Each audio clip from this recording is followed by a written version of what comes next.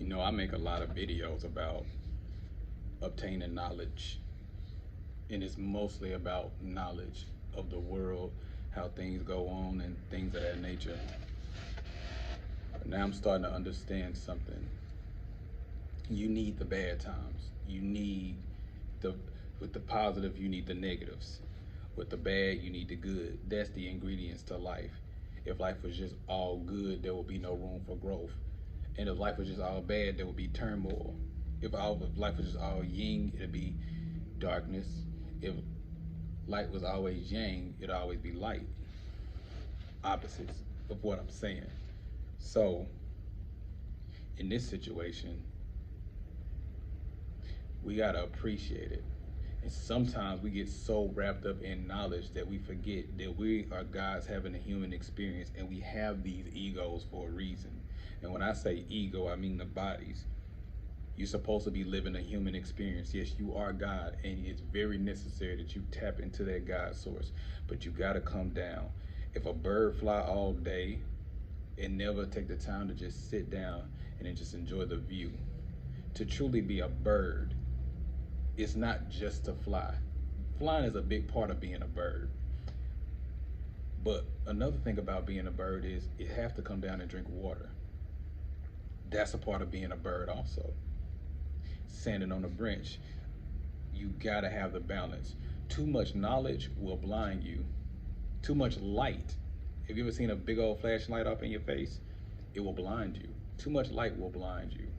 So if you have too much knowledge, you will be blinded of the things that you're not seeing.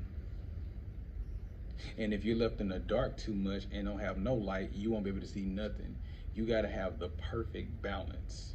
So still try to have a human experience. It's okay to obtain knowledge and apply that knowledge, but don't live so far up into the knowledge so much to the point of you don't actually live your human experience, because that's what you're here for. You're here to have a human experience.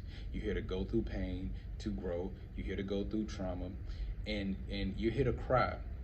See, the thing is, your tears is nothing but the soul bleeding. If I cut the flesh, which is what we consider filthy and dirt and dust, you will see something red trickle down your blood. But tears are so pure, because tears are blood for our spirit, our soul, our energy. That's the spirit's blood, is your tears. So you can bleed happily, you can bleed negatively when it comes to the spirit, when it comes to the soul. Too much light will blind you. Too much darkness, you can't see anything. When you live in totally negative and you see it's nothing but darkness, you can't see nothing. You can't see the bigger picture. You can only see the small stuff, and you can't even see that. But with too much light, if you can't see the bigger picture, you'll kind of walk over what's in front of you, some of the small things that are necessary, the little things in life that you need, that help you on this journey. I made a video about 10 years ago, and it says stop the killing. And I want to recap on that as well. See, the thing is, when you take a life, even if you go back to the Bible with Cain and Abel, Cain killed Abel.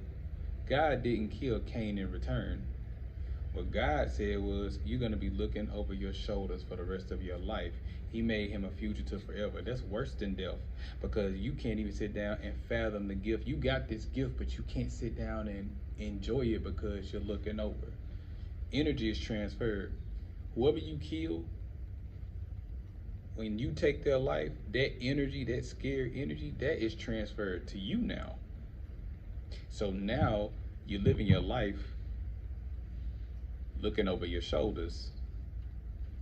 You living your life looking here, looking here, because you're wondering if something is going to come back to get you.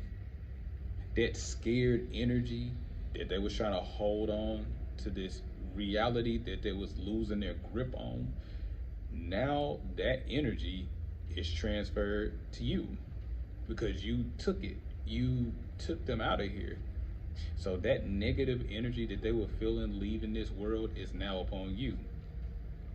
See, Cain and Abel wasn't a literal story, it was a metaphor. And now we live in a Cain and Abel society. That's why if you notice, people that go to war, they come back all messed up, scared, deranged, and that's the energy. All those energy of lives that they took is now within them. That's why we say things like you caught a body. It ain't just sex when you catch a body because the energy in you. Every time you kill somebody, you just caught a body. You just caught a soul. You just caught a spirit. This is what you're going through right now. That's why I'm anti-killing. Because when you kill somebody, you're actually putting something onto yourself. What about the people that can't feel nothing, that can't feel nothing? That's even more essential to them. Not being able to feel anything, you would say that, we got hurt so bad that we don't want to feel nothing. Actually, that is one of the most punishment. That is so worse. Is because yes, you can't you don't have no feelings, you can't experience nothing bad, but you can't experience nothing good either. You don't know what it's like to be pleasured. You don't know what it's like to feel good. So just because you've been hurt and you want your feelings to get taken away, you don't want to be hurt no more. But not wanting to be hurt is not also wanting to feel good, because they're one and the same. Life and death is not opposite, because death is a part of life. Death and birth are on the opposite side, but it's still two sides of the same coin. Continue to embrace greatness, walk in positivity. Let the light in you shine so bright that it illuminate the path to others see in themselves. Always go within so you don't go without.